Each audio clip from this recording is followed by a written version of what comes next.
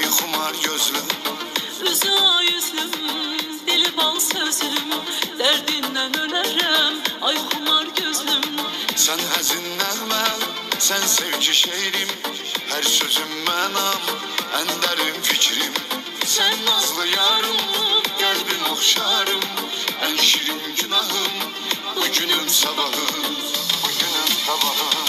Ölünce varsan, benim eşkimde, eşkimde yarsan, benim eşkimde. Aziz Allah'ım, güzel Allah'ım, seni yazmış bu deli kalbimde. Benim bu kalbim sana aittir, buna Allah'ım öz şahittir. Alnımın yazısı eşki könlümde, yazılmasam bu deli kalbimde.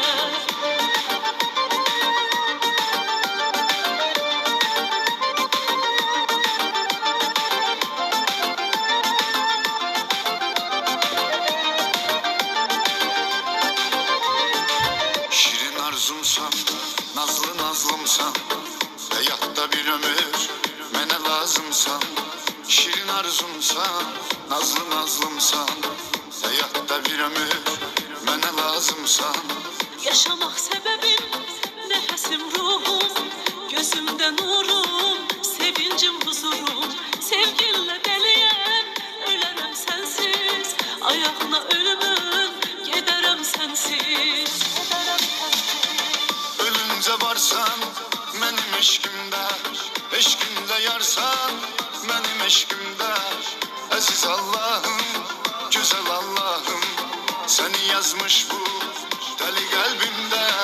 Benim bu kalbim sana aittir, buna Allah'ım öz şahittir. Alnımın yazısı eşki könlümde, yazılmasam bu deli kalbimde. Ölünce varsan, benim eşkimde, eşkimde yarsan, benim eşkimde. Aziz Allah'ım, güzel Allah'ım, seni yazmış bu deli kalbimde.